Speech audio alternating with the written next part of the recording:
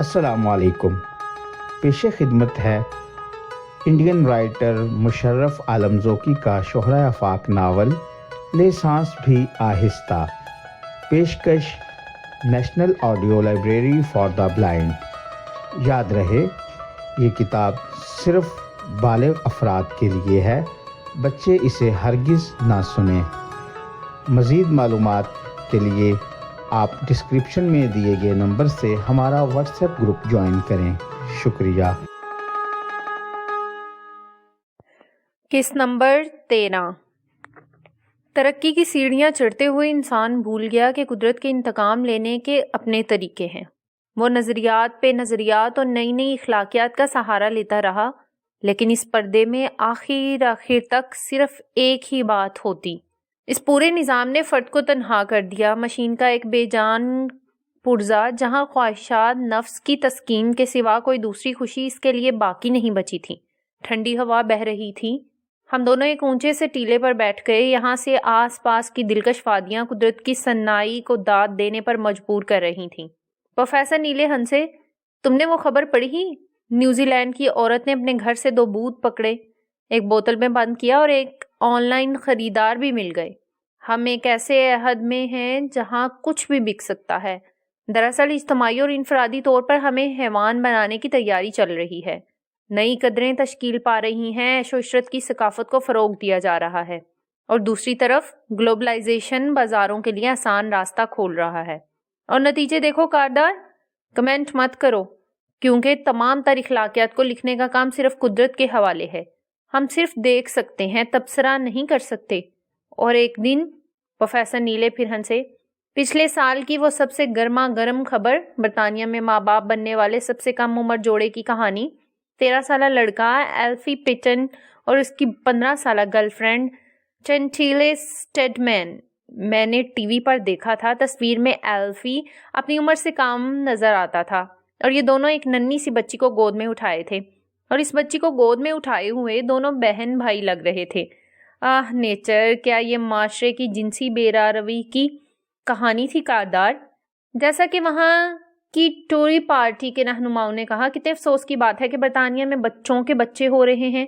وہاں کے سماجی اداروں کی پریشانی یہ تھی کہ یہ بچے اپنے بچے کو کیسے پالیں گے، بچے کا خرچ کیسے اٹھائیں گے. وہاں کے سیکس پولیس کی چائلڈ پروٹیکشن ٹیم کو پہلے سے اس واقعے کی جانکاری تھی، لیکن وہ سوائے تشویش کرنے کے کچھ بھی نہیں کر سکتی تھی. دنیا کی کوئی بھی جنسی تعلیم ان بچوں کی آزادی کو بدل نہیں سکتی. تم لاکھ اخلاقیات چیختے رہو، لیکن قدرت اپنی الگ اخلاقیات لکھنے میں مصروف ہے. میں نے خوف سے پروفیسر نیلے کا چہرہ دیکھا. ایک لمحے کو مجھے جھرجھری سی محسوس ہوئی. نور محمد کا چہرہ لمحہ بھر کے لیے پتلیوں پر روشن ہوا. میں نے سر کو جھٹک دیا، جیسے ابھی اس لمحے ان مرغزاروں کی جنت میں سب کچھ بھول جانے کی خواہش ہو. معاشرے میں یہ فرد کس قدر تنہا ہو گیا ہے. دیکھو تو کاردار، میرے بیٹے بہو امریکہ میں ہے اور میں یہاں. تم یہاں ہو اور تمہارے بیٹے بہو کہیں اور. ایک عمر میں سب اکیلے ہو جاتے ہیں. سب کو انفرادی طور پر اپنے وجود کی جنگ لڑنی ہوتی ہے، کیونکہ قدرت ہمیں موت سے زیادہ زندگی سکھاتی ہے. مجھے دیکھو، مجھے کبھی موت کا خیال نہیں آتا. ہم دونوں میں سے کوئی بھی کبھی بھی یہ نہیں سوچتا کہ ایک چلا گیا تو دوسرے کا کیا ہوگا. قدرت یہ سارے انتظام خود کر دیتی ہے. وہ مسکرائے. اسی لیے ان پہاڑیوں سے حوصلہ اور مضبوطی لینے کے لیے سیر کو نکل پڑتا ہوں. وہ اچانک چونکے. تم کہیں کھوئے سے لگتے ہو کاردار. نہیں، شاید ابھی بھی اپنی کہانی کی دنیا میں ہی جی رہے ہو. وہ مسکرائے. نہیں، ایسی کوئی بات نہیں ہے. وہ کھلکھلا کر ہنسے. اور میں دعوے کے ساتھ کہہ سکتا ہوں کہ کچھ ایسی ہی بات ہے. تمہارے چہرے کا رنگ اڑا ہوا ہے اور تمہاری آنکھیں فکر میں ڈوبی لگتی ہیں. آخر اس خط میں ایسا کیا تھا پروفیسر؟ میں جھلملاتی پہاڑیوں کو دیکھ رہا تھا. 1000 فٹ نیچے کی کھائیاں، چکردار پہاڑیاں اور ان پہاڑیوں پر بنے ہوئے مکانات. چلو واپس چلتے ہیں. پروفیسر نیلے ٹیلے سے اٹھ کر کھڑے ہوئے. لیکن آج جانے نہیں دوں گا. تم نے میرے تجسس کو بڑھا دیا ہے. وہ ہنس رہے تھے. بڑھاپے میں اتنی بےقراری اچھی نہیں ہوتی. تمہیں بہترین چائے پلاتا ہوں. تب تک تمہارے پاس وقت ہے. وہ دوبارہ مسکرائے. بکھری ہوئی کہانیوں کو سمیٹنے کا، اور میرے خیال میں گھر واپسی تک تم بہتر طور پر اس ذہنی ورزش کو انجام دے سکتے ہو. یہ national audio library for the blind کی آواز ہے. میں گہری سوچ میں ڈوبا ہوا تھا. نادرا کی شادی ہو گئی اور میرے لیے جیسے سچ کو قبول کر پانا مشکل. شادی کے 1 ہفتے بعد اس نے مجھے گھر آنے کی دعوت دی تھی. میرے لیے اس دعوت کو ٹالنا مشکل تھا. رقیہ بھی نادرا کو دیکھنے کے لیے بے تاب تھی. میرے دل و دماغ میں ایک بار پھر دھماکوں کا سلسلہ شروع ہو چکا تھا. کوٹھی میں اس سے قبل بھی کئی بار جا چکا تھا، مگر اب یہاں نور محمد کی حکومت تھی. میرے ساتھ رقیہ اور شان بھی تھے. شان اب چلنے لگا تھا. اس کی توتلی باتیں لطف دیتی تھیں. شان کو دیکھتے ہی نادرا نے اسے پیار سے گود میں اٹھا لیا. وہ مکمل طور پر پیار کے رنگ میں رنگ گئی تھی. اس نے ہلکے گلابی رنگ کا سوٹ پہن رکھا تھا اور اسی رنگ سے میچ کرتا ہوا دوپٹہ اس کے سینے سے جھول رہا تھا. کوٹھی کے کمرے کشادہ تھے. بلند حویلی کی طرح یہاں بھی چھتیں کافی اونچی تھیں. نادرا اور نور محمد ہمیں لے کر اپنے ڈرائنگ روم میں آ گئے. چھت سے ایک بے حد حسین منقش فانوس جھول رہا تھا. یہاں پرانے زمانے کے آرام دہ صوفے لگے تھے. نور محمد ہمارے آنے سے کھل اٹھا تھا اور یہ خوشی اس کے پورے وجود سے روشن ہو رہی تھی. ارے بھیا یہاں بیٹھیے. بھابھی آپ یہاں. شان کتنا پیارا ہو گیا ہے ماشاءاللہ. اس نے نادرا کو چائے اور ناشتے کے لیے بھیجا اور فرتے جذبات سے میرا ہاتھ تھام لیا. بھیا یہ خوشی آپ کی دی ہوئی ہے. تم پاگل ہو نور محمد. سب تقدیر کے کھیل. نہیں بھیا، تقدیر تو دور سے دیکھتی ہے، تدبیر تو ہم کرتے ہیں. آپ نے تدبیر نہ کی ہوتی تو شاید آج یہ خوشی میرے نصیب میں نہیں ہوتی. میں زندگی بھر آپ کا احسان مند رہوں گا. رقیہ نے پلٹ کر مجھے دیکھا. شان اس سے اٹھنے کی ضد کر رہا تھا. شان کو لے کر وہ نادرا کا ہاتھ بٹانے چلی گئی. اب اس ڈرائنگ روم میں ہم دونوں اکیلے تھے. میں اس کے چہرے کی خوشی پڑھ رہا تھا. میرے نہ چاہنے کے باوجود یہ شادی ہو گئی تھی اور نور محمد ابھی بھی اس شادی کو میرا ہی کرشمہ سمجھ رہا تھا. وہ ابھی بھی میرے دونوں ہاتھوں کو اپنے ہاتھوں میں لیے تھا. بھیا میں اتنا خوش ہوں کہ بتا نہیں سکتا. میں سارے غم بھول گیا ہوں. آنکھیں کھولیں تو تب سے اماں پر جنوں کا سایہ دیکھا. یہاں کا ہر دن آنسوں میں ڈوبا تھا. خوشی کیا ہوتی ہے یہ تو ہم جان ہی نہیں سکے، اور شاید نادرا نہ ملی ہوتی تو ہم جان بھی نہیں پاتے کہ اصل خوشی کیا ہوتی ہے. تم خوش نصیب ہو. میں لفظ چبا رہا تھا. نادرا سچ مچ بے حد اچھی لڑکی ہے، سارے گھر کو سمیٹنے والی. ہاں بھیا، بے حد خوش مزاج اور محبت کرنے والی. اس کی آنکھوں میں آنسو تھے. بس دعا کیجیے گا یہ محبت بنی رہے. میں نے اور نادرا نے بہت دکھ دیکھے ہیں. دعا کیجیے گا کہ اب دکھ کی ہلکی سی پرچھائیاں سے بھی ہمارا واسطہ نہ ہو. انشاءاللہ ایسا ہی ہوگا نور محمد. آمین، اس نے آہستہ سے کہا. آپ جانتے ہیں بھیا اسے پڑھنے کا کتنا شوق ہے. اچھا وہ دیکھیے آپ تو بھول گئے ہوں گے. آئیے میرے ساتھ. میں اس کے ساتھ چلتا ہوا صوفے کی دوسری طرف گیا اور اچانک میں چونک گیا تھا. ایک دن جب نور محمد میرے گھر آیا تھا تو میں پینسل سے ایک پینٹنگ بنا رہا تھا. نور محمد نے یہ پینٹنگ فریم کروا کے دربار پر لٹکا دی تھی. یہ آپ کا تحفہ ہے بھیا، دیکھیے. میں نے اس تحفے کو عزت دی ہے، لیکن شاید میں نے نور محمد کی بات سنی ہی نہیں. میں نے ایک ٹک اس تصویر کو دیکھ رہا تھا، آڑی ترچھی لکیروں میں جہاں ایک چہرہ بن گیا تھا، اور یقیناً میں نے اس چہرے میں نور محمد کی جھلک دیکھی تھی. مگر ابھی اس وقت میرے سارے بدن میں سنسنی تھی. یہ کیسے ممکن ہے؟ یہ تو ممکن ہی نہیں. میری آنکھیں پھٹی پھٹی تھیں. آڑی ترچھی لکیروں نے اب چہرے کے نقوش صاف کر دیے تھے اور یہاں نور محمد کی جگہ اب نادرا تھیں. مگر مجھے ایسے لگا جیسے نادرا کی تصویر کے چاروں طرف پینسل کی باریک لکیروں سے میں نے مکڑی کے جالے بن دیے ہوں. یعنی مکڑی کے مہین بن گئے. جالوں کے درمیان نادرا. لیکن نادرا کی آنکھیں مجھے خوف زدہ لگ رہی تھیں. کیا ہوا بھیا، کہاں کھو گئے؟ میں اچانک اپنی دنیا میں واپس آیا. مسکرانے کی کوشش کی، لیکن حقیقت یہ ہے کہ میں اپنی ہی بنائی گئی تصویر سے ڈر گیا تھا. نور محمد کی آنکھیں بھر آئی تھیں. آج سوچتا ہوں بھیا اماں اور ابا زندہ ہوتے تو انہیں کتنی خوشی ہوتی. نادرا سب کا دل جیت لیتی. نادرا ہے ہی ایسی کہ کوئی بھی اس سے ناخوش نہیں ہو سکتا. وہ سب کا دل جیت لیتی ہے. آپ نہیں جانتے بھیا وہ کتنی سمجھدار ہے. میرے ایک ایک اشارے کو سمجھ جاتی ہے. مجھے کچھ بولنے کی ضرورت ہی نہیں پڑتی. میری تو دنیا ہی بدل گئی بھیا. نادرا سے ملنے سے پہلے نہیں جانتا تھا کہ یہ دنیا اتنی خوبصورت بھی ہو سکتی ہے، اور اب تو جیسے مسکراتی ہوئی کائنات میرے قدموں کے نیچے ہے. آپ نے ٹھیک کہا. میں شاید اس دنیا کا سب سے خوش قسمت آدمی ہوں. اس کی ہر میٹھی بات مجھے سوئیوں کی طرح چبھ رہی تھی. رقیہ بھی ایک پیاری اور سمجھدار بیوی تھی، مگر نادرا کی اچھائیاں بیان کرتے ہوئے وہ میری رقابت کی آگ کو مزید بڑھا رہا تھا. میں مسکرانے کی کوشش کر رہا تھا، لیکن سچ یہ ہے کہ میں اندر ہی اندر سلگ رہا تھا. شاید نادرا میری زندگی میں آتی تو یہ سارا سچ آج میرے حصے میں آتا. آج بھی تنہائی میں نادرا کا احساس میرے جسم کو آگ کی بھٹی بنا دیتا ہے. اس کی گرم ہتھیلیاں، اس کے ہونٹوں کا جادوئی لمس، اس کے جسم کی ناقابل فراموش حرارت، اس کا گود میں سمٹ آنا، شاید مجھے سب کچھ یاد آ رہا تھا اور میرے جسم میں ہزاروں کی تعداد میں چونٹیاں سرسرا رہی تھیں۔ نور محمد اٹھ کر قریب کے صوفے پر بیٹھ گیا تھا۔ اب تو شام کو دیر تک باہر رہنے کی خواہش ہی نہیں ہوتی بھیا۔ نادرا کا چہرہ یاد آتے ہی گھر پہنچنے کی جلدی ہوتی ہے۔ بہت پیار کرتے ہو اس سے؟ میں نے مسکرانے کی کوشش کی۔ جتنا بھی پیار کروں کم ہے بھیا، محبت کوئی ترازو تو نہیں بھیا، لیکن شاید جتنا بھی نادرا کو چاہوں وہ کم لگتا ہے، اور اس کی محبت، اس کے لہجے میں جذبات سمٹ آئے تھے، اس کی محبت میں سمندر کی لہروں سی تیزی ہے۔ کبھی کبھی سمجھ میں نہیں آتی اس کی محبت، میں کہتا بھی ہوں بس کرو نادرا، نظر لگ جائے گی، مگر نادرا وہ تو جیسے میرے سارے پچھلے غموں کے داغ دھونے آئی ہے۔ مجھے کب اٹھنا ہے، مجھے کب کیا چاہیے، یا آگے مجھے کس چیز کی ضرورت ہو سکتی ہے، کیا آپ یقین مانیں گے بھیا؟ وہ بزنس میں بھی میرا ہاتھ بٹانے لگی ہے۔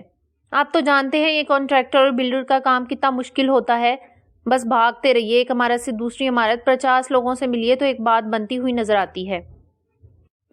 مگر نادرا سے ملنے کے بعد اس کی آنکھوں میں چمک آ گئی تھی۔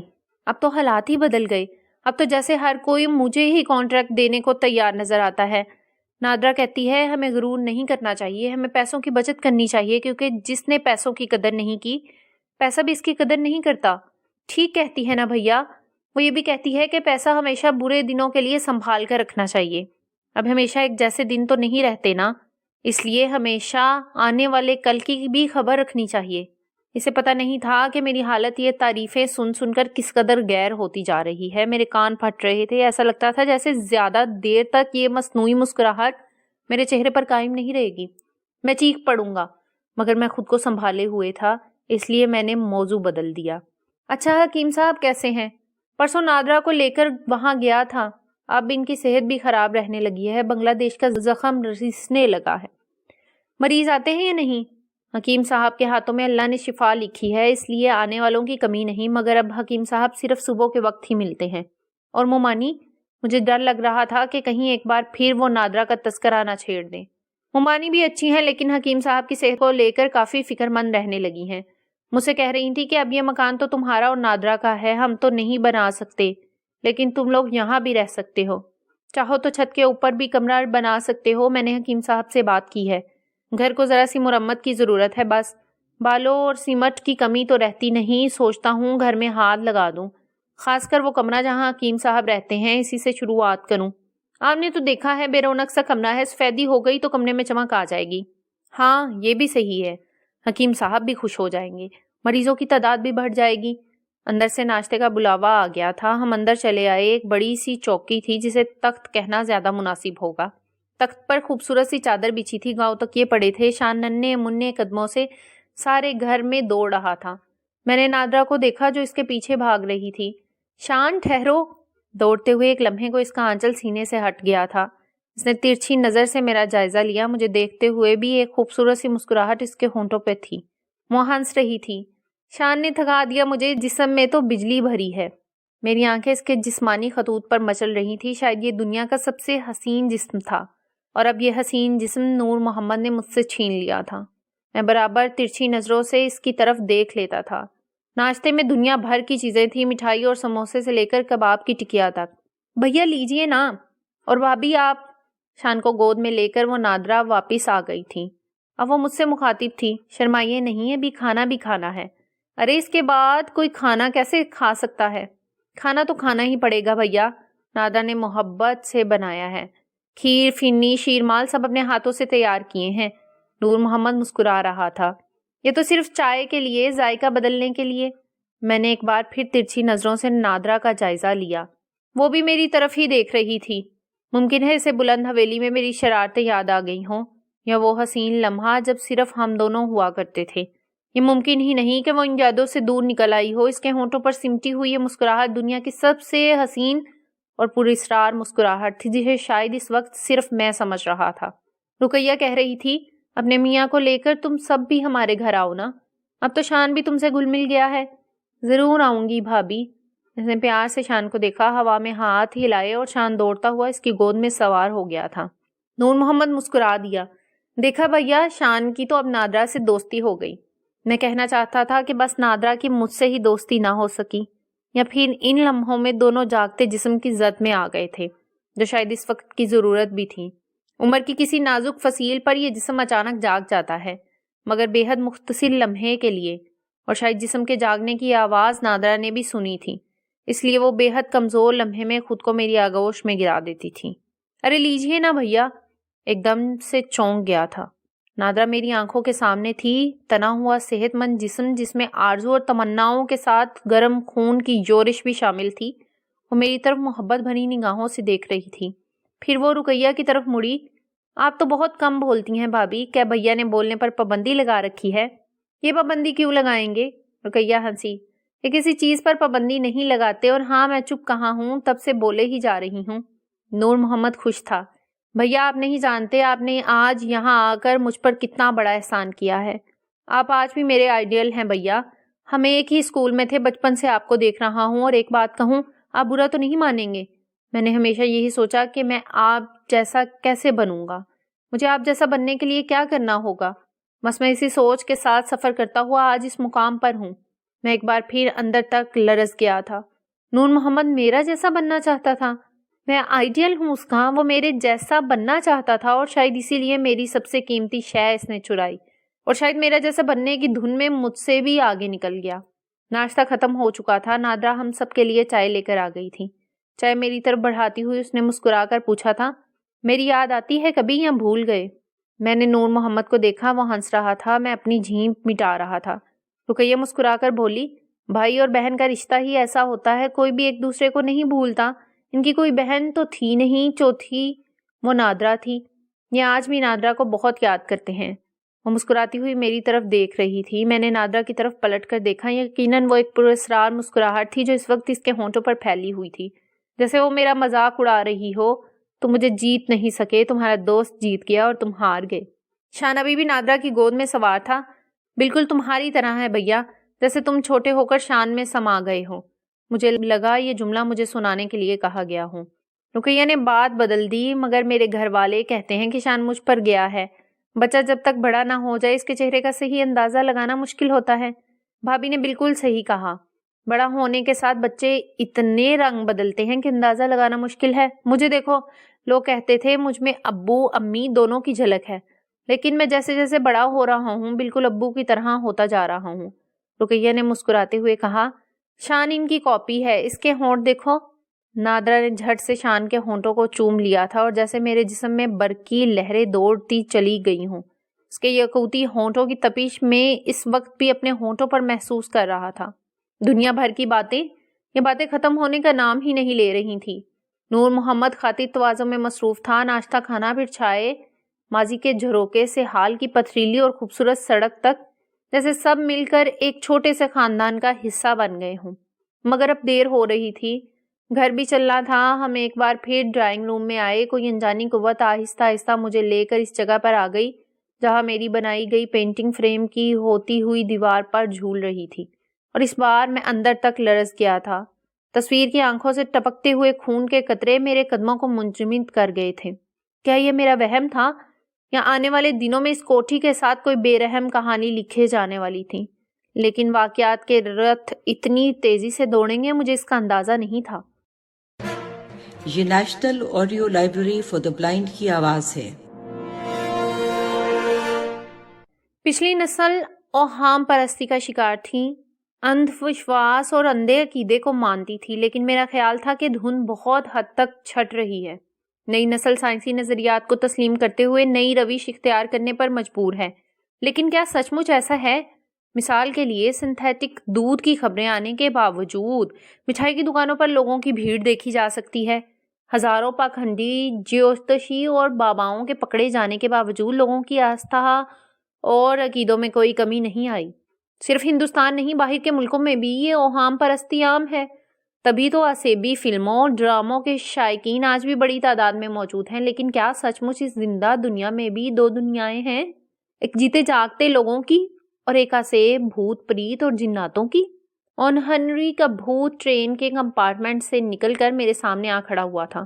میں ہوں، اور یہ صداقت ہے، میں ساری دنیا میں ہوں اور اپنے وجود سے لوگوں کو ڈراتا رہتا ہوں۔ لیکن میں علمی سطح پر خود کو میکسم گورکی کا نیا انسان سمجھتا تھا۔ موسلادھار بارش میں مزدوروں کی گاتی بچاتی ٹولیوں میں قدرت کے ستم کے باوجود ایک نیا انسان اپنا سر نکال رہا ہے۔ میں ان واقعات کو بھولا نہیں تھا جو چچا نذر محمد کی کوٹھی میں پیش آئے تھے اور جن کا ایک خاموش گواہ میرے دوست نور محمد کی شکل میں میرے سامنے تھا۔ نذر محمد ساری زندگی مولوی، سادھو اور تانترک کی خدمات کرتے رہے۔ اپنی اہلیہ سے بے حد پیار کرنے کے باوجود وہ انہیں بیمار تسلیم کرنے کو قطعی تیار نہ تھے، اور ایک دن اسی اوہام پرستی نے نور محمد سے اس کی والدہ چھین لی۔ میری آنکھوں میں گزرے لمحات کی ایک ایک تصویر روشن ہے۔ آزادی کے بعد کے نئے زمانے میں سائنس ایک چیلنج کے طور پر لوگوں کے سامنے آیا تھا، جس نے اوہام پرستی سے لے کر مذہب تک کی جڑیں کھوکھلی کر دی تھی۔ لیکن کیا سچ مچ ایسا تھا؟ کیا سچ مچ دنیا بدل گئی تھی؟ یا جیسا کہ ابا مرحوم ہنس کر کہتے، یہ دنیا ہمیشہ ایک جیسی رہتی ہے، ہم صرف اس خوش فہمی میں جیتے ہیں کہ دنیا بدل گئی ہے۔ دنیا کہاں بدلتی ہے میاں، ہمارے بعد بھی یہ دنیا ایسی ہی رہے گی اور اسی طرح چلتی رہے گی۔ ابا حضور کا سچ بہت جلد سامنے آ گیا تھا۔ اس ملاقات سے ٹھیک ایک ہفتے بعد صبح کے وقت زور زور سے ہونے والی دستک نے سارے گھر کو جگا دیا تھا۔ صبح کے 5:30 بجے تھے۔ سب سے پہلے دستک کی یہ آواز رقیہ کے کانوں میں پڑی۔ یا اللہ خیر، اس وقت کون آیا؟ ابھی ہلکی ہلکی صبح نمودار ہوئی تھی، شان بے خبری کی نیند سو رہا تھا اور دستکوں کا سلسلہ مسلسل جاری تھا۔ میں نے آگے بڑھ کر دروازہ کھولا اور کانپ گیا۔ سامنے حواس باختہ نور محمد کھڑا تھا، بال الجھے ہوئے، آنکھیں سوجی ہوئی جیسے ساری رات جاگتے میں گزاری ہوں، کپڑے بھی رات کے ہی پہنے ہوئے۔ میں اسے اس حلیے میں دیکھنے کا عادی نہیں تھا۔ اس کی آنکھیں بھیانک حد تک پھیلی ہوئی تھیں۔ بھیا میرے ساتھ چلیے۔ پریشان مت ہو نور محمد، پہلے سانسیں درست کرو پھر بتاؤ ہوا کیا ہے۔ نہیں آپ ساتھ چلیے۔ اس کی آنکھوں سے آنسو روا تھے۔ میں رات بھی آ سکتا تھا مگر رات کے وقت آپ لوگوں کو تکلیف نہیں دینا چاہتا تھا۔ ساری رات میں نے جاگ جاگ کر گزاری ہے۔ پو پھٹتے ہی سب سے پہلے میں بھاگ کر آپ کے پاس آ گیا۔ دروازے سے نکل کر رقیہ سامنے آ گئی تھی۔ نور محمد کی باتیں سن کر وہ بھی خاصا پریشان ہو گئی تھی۔ بات کیا ہے بھائی صاحب، سب خیریت ہے نا؟ ہاں بولو نور محمد، کیا بات ہے؟ اب چلیے تو صحیح، سب بتاؤں گا راستے میں۔ وہ میرا ہاتھ پکڑ کر کھینچ رہا تھا۔ بھابھی پلیز مجھے معاف کر دیجیے گا، لیکن اس وقت صرف بھیا ہی ہماری مدد کر سکتے ہیں۔ آپ کی اجازت ہو تو بھیا کو اپنے ساتھ لے جاؤں؟ کیوں نہیں، آخر آپ کو اتنا بھروسہ ہے ان پر۔ چلو نور محمد۔ میں نے کپڑے بھی نہیں بدلے، کپڑے بدلنے کی ضرورت بھی نہیں تھی۔ میرے دل میں اس وقت بھیانک طوفان مچا ہوا تھا۔ کچھ بھی ہو، میں نادرا کی بربادی نہیں دیکھ سکتا تھا، اور نور محمد کا چہرہ بتا رہا تھا کہ نادرا کے ساتھ کچھ نہ کچھ انہونی ضرور ہوئی ہے۔ مگر آخر ایسی کیا بات ہو گئی کہ نور محمد کو ساری رات جاگ کر میرا انتظار کرنا پڑا اور صبح ہوتے ہی وہ مجھے بلانے چلے آیا؟ یہ national audio library for the blind کی آواز ہے۔ کوٹھی کا دروازہ کھلا تھا، سڑک پر سناٹا تھا۔ اکا دکا رکشہ والے آواز لگاتے ہوئے جا رہے تھے۔ ٹھہر ٹھہر کر دکانیں بھی کھلنی شروع ہو گئی تھیں، خاص کر چائے کی دکانیں اور ہوٹل کے ڈھابے۔ ہم اندر آ گئے۔ ابھی تک نور محمد نے مجھے کچھ نہیں بتایا تھا۔ اس کا کمرہ تھا، دروازے پر پردہ جھول رہا تھا۔ اس نے پردہ ہٹایا اور میری طرف دیکھا۔ دیکھیے بھیا، نادرا کو کیا ہو گیا ہے؟ میں نے نظر اٹھا کر نادرا کو دیکھا۔ وہ نیم بے ہوشی کی حالت میں برسوں کی بیمار لگ رہی تھی۔ میں نے آگے بڑھ کر اس کی نبض دیکھی۔ نبض آہستہ آہستہ چل رہی تھی۔ میں زور سے چلایا، کیا ہو گیا ہے نادرا کو؟ تم نے سفیان ماموں اور ممانی کو خبر کی؟ وقت ہی کہاں ملا بھیا، مجھ سے یہ سب دیکھا نہیں جا رہا، میرے ہاتھ پاؤں کانپ رہے ہیں۔ ساری رات نادرا زور زور سے چلاتی رہی۔ کم و بیش اس کی وہی حالت تھی جو حالت میں اماں کی دیکھ چکا تھا۔ میں نے نادرا کی طرف دوبارہ دیکھا۔ انچل سینے سے ہٹ گیا تھا۔ وہ سو رہی تھی، چہرہ بھیانک حد تک سرخ لگ رہا تھا۔ اچانک ہماری گفتگو اور آہٹ سن کر وہ اٹھ بیٹھی، خود کا جائزہ لیا، انچل کو ٹھیک کیا اور چونک کر بولی، آپ کب آئے بھیا؟ وہ پریشان نظروں سے نور محمد کی طرف دیکھ رہی تھی۔ آپ نے کیا حال بنا رکھا ہے؟ کتنا بجا ہے؟ یہ صبح صبح بھیا کیسے آ گئے ہیں؟ کہیں مجھے کچھ؟ نور محمد نے بے قرار ہو کر اس کے ہاتھوں کو تھام لیا۔ وہ زار و قطار رو رہا تھا اور نادرا حیرت سے میری طرف دیکھ رہی تھی۔ انہیں کیا ہو گیا ہے بھیا؟ آپ سمجھاتے کیوں نہیں؟ میں تو بالکل ٹھیک ہوں۔ اللہ تمہیں ہمیشہ اچھا رکھے۔ میں نے اپنا کامتا ہوا ہاتھ اس کے سر پر رکھا، پھر میں نے نور محمد کے کندھے ہلائے۔ رونا بند کرو، نادرا کو کچھ نہیں ہوا، تم ذرا سی بات پر پریشان ہو جاتے ہو۔ لیکن مجھے ہوا کیا ہے؟ اللہ کے واسطے کوئی بتائے گا؟ کچھ نہیں نادرا، بس تمہارے میاں ڈر گئے تھے اور آپ کو اس طرح بلا لائے۔ آپ نے شاید ابھی تک برش بھی نہیں کیا ہوگا، برش کر لیجئے، میں آپ لوگوں کے لیے چائے بناتی ہوں۔ نادرا نے اٹھتے ہوئے نور محمد کی طرف دیکھا، مسکرائی۔ آپ بے وجہ پریشان ہو جاتے ہیں، خود بھی پریشان ہوتے ہیں، دوسروں کو بھی پریشان کر دیتے ہیں۔ وہ مسکرا رہی تھی۔ کیا کہیں گی بھابھی، صبح صبح آپ بھیا کو اٹھا لائے؟ نادرا چائے بنانے چلے گی تو میں نور محمد کی طرف مڑا۔ اس کے سامنے رونا دھونا بند کرو، ڈرائنگ روم میں بیٹھتے ہیں اور مجھے بتاؤ کہ کل رات کیا ہوا تھا۔ ہم ڈرائنگ روم میں آ گئے، صوفے پر بیٹھ کے نور محمد گہری سوچ میں ڈوبا ہوا تھا۔ پھر اس نے بتانا شروع کیا، رات اس کی وہی کیفیت تھی جو اماں جان کی تھی۔ یہ تم بتا چکے ہو، مجھے پوری تفصیل بتاؤ اور خدا کے لیے کوئی بھی بات چھپانے کی کوشش مت کرنا۔ سب سے پہلے مجھے یہ بتاؤ، تم دونوں میں کسی بات کو لے کر کوئی جھگڑا تو نہیں ہوا؟ جھگڑے کا تو سوال ہی نہیں اٹھتا بھیا، میں عام دنوں کی بات نہیں کر رہا ہوں، میری مراد کل سے ہے۔ کل کوئی ایسی بات جو تمہاری نظروں میں نادرا کو پسند نہیں آئی ہو؟ میری ناپسندیدہ باتوں کو بھی وہ پسند کرتی ہے، یہی تو مجبوری ہے بھیا۔ تو کوئی ایسی بات نہیں ہوئی؟ میں نے گہری سانس کھینچی۔ کیا نادرا کہیں گئی تھی کسی سے ملنے، یا کوئی ملنے والا آیا تھا؟ نہیں۔ نادرا کی کوئی دوست، کوئی سہیلی؟ ممکن ہے اس درمیان کوٹھی کے آس پاس کی عورتوں سے وہ کافی قریب ہوئی ہو؟ نہیں بھیا، اس کے پاس اتنا وقت ہی نہیں ہوتا، محلے سے بھی کوئی نہیں آتا۔ میں پھر گہری سوچ میں ڈوب گیا، لیکن میں نادرا کی بیماری کو جڑ سے جاننا چاہتا تھا۔ کیا نادرا کو ڈر لگتا ہے؟ میرا مطلب ہے جیسے رات کے وقت جب باتھ روم یا ایک کمرے سے دوسرے کمرے میں جاتے ہوئے۔ نہیں بھیا، اس سے پہلے کبھی نادرا نے اس گھر میں کوئی خوف محسوس کیا؟ نہیں، بالکل بھی نہیں بھیا۔ اچھا یہ بتاؤ، وہ کس قسم کی کتابیں زیادہ پڑھتی ہے؟ میرا مطلب ہے اسیبی یا اس نوعیت کی کتابوں میں تو اس کی دلچسپی نہیں۔ تم نے بتایا تھا کہ اسے کتابیں پڑھنے کا شوق ہے۔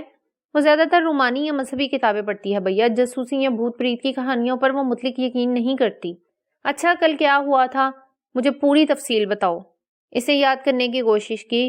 کل صبح میں 10 بجے کوٹھی سے نکلا، 10 بجے تک سب کچھ ٹھیک تھا۔ وہ میرا کھانا پیک کرنے لگی تو میں نے منع کر دیا کیونکہ مجھے کئی جگہوں پر جانا تھا۔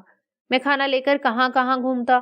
شام کے 7 بجے واپس آیا، تب بھی وہ بالکل ٹھیک تھی۔ ہم کافی دیر تک کمرے میں رہے، ادھر ادھر کی باتیں کرتے رہے۔ 9 بجے کے آس پاس ہم نے رات کا کھانا ساتھ ہی کھایا۔ رات کھانے کے بعد برش کرنا اس کا روز کا معمول ہے، اور اس کے بعد وہ سیدھے کمرے میں آ گئی۔ وہ تھک گئی تھی، اس لیے اس نے مجھ سے کہا کہ آج اسے نیند آ رہی ہے، اور آج زیادہ دیر تک گفتگو میں شریک نہیں ہو سکتی۔ میں بستر پر تکیے پر سر رکھ کر دن بھر کے حساب کتاب دیکھ رہا تھا کہ اچانک کیا ہوا؟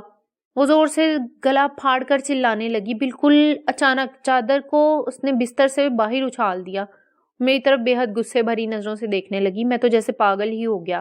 میں نے اسے بستر پر آرام کرنے کی صلاح دی، مگر اس کے چہرے کا رنگ بدل چکا تھا، اس کے منہ سے عجیب عجیب آوازیں نکل رہی تھی۔ میں نے اسے بستر پر لانا چاہا تو اس نے مجھے زور سے دھکا دے دیا۔ پھر رات کے 12 بج چکے تھے۔ اس عالم میں میں کس کے پاس جاتا؟ مجھے بس آپ کا ہی خیال آ رہا تھا۔ بیڈ روم میں ایک آرام چیئر ہے، مجھ سے آواز نکالتی ہوئے ساری رات اس آرام دہ چیئر پر بیٹھی رہی۔ میں ساری رات ٹہلتا رہا، مگر ایک بار بھی نظر اٹھا کر اس نے میری طرف نہیں دیکھا۔ نور محمد کی آنکھوں میں تشویش کے ڈورے تیر رہے تھے۔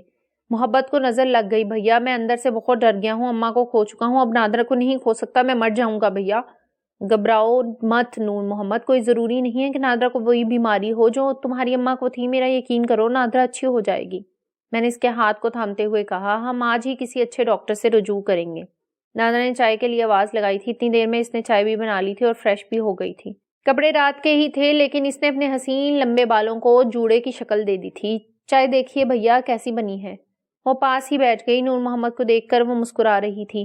آپ بھی نا، کوئی اتنی جلدی پریشان ہوتا ہے کیا؟ رات میری طبیعت ذرا سی ناساز تھی، ہلکا سا فیور بھی تھا۔ میں نے نور محمد کی طرف دیکھا۔ یہ بات تو تم نے بتائی نہیں، وہ معصومیت سے بولا۔ یہ بات بھی ابھی معلوم ہو رہی ہے، نادرا نے مجھے یہ بات نہیں بتائی تھی۔ نادرا زور سے ہنسی۔ اب یہ چھوٹی چھوٹی باتیں بتانے کے لیے ہوتی ہیں، اس لیے تو کل رات جلدی سو گئی تھی۔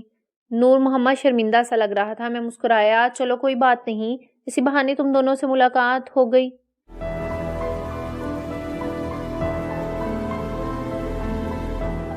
اگر آپ نے ہمارا چینل سبسکرائب نہیں کیا تو ابھی سبسکرائب کریں اور ساتھ ہی بیل آئیکن پر کلک کریں تاکہ ہماری نئی آنے والی بکس کی اپڈیٹس آپ کو ملتی رہیں۔ لائک کریں، شیئر کریں اور کمنٹس کر کے اپنی رائے کا اظہار کریں، اور یہ بھی بتائیں کہ آپ کو ہماری بکس کیسی لگتی ہیں۔